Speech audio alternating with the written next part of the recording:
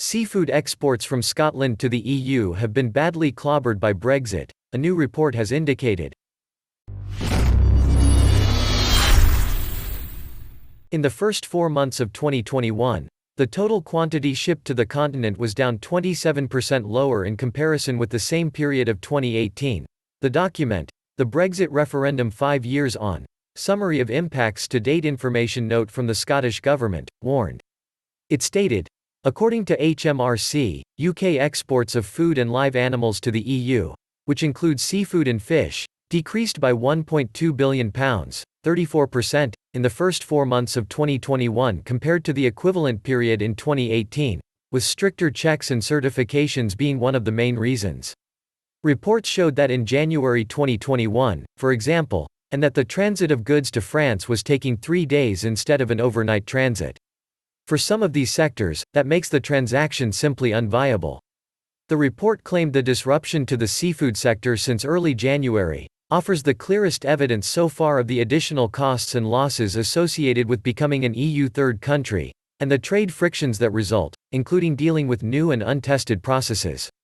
Taking account of steps such as investment in upgrades to software and changes in working patterns, the shellfish sector has quoted increased costs of £500 to £600 per consignment, regardless of size. Issues in the seafood sector are heavily interlinked, a consequence of the deal itself and lack of time to prepare for it, both here and in EU member states. More than 70% of Scottish seafood exports, worth more than £770 million, were to the European Union in 2019, the report suggested.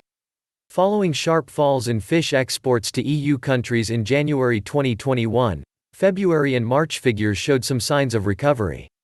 But April's trade figures suggested any recovery was slowing down. Total UK exports of fish in 2021 were 27% lower than in the first 4 months of 2018. During a stormy debate in the House of Commons yesterday, MPs claimed the Scottish seafood industry was drowning in bureaucracy and red tape, and faces an existential threat. Deirdre Brock, SNP MP for Edinburgh North and Leith.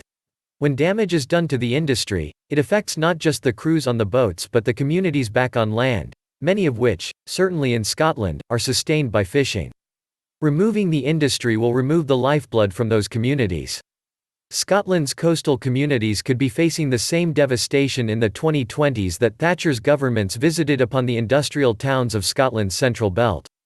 Brendan O'Hara, SNP MP for Argyll and Bute, he claimed Boris Johnson's trade deal with the EU, signed in December, had resulted in an industry struggling with falling prices and loss of markets, an industry drowning in bureaucracy and red tape, and one struggling to cope with labor shortages and facing huge transport and logistical problems.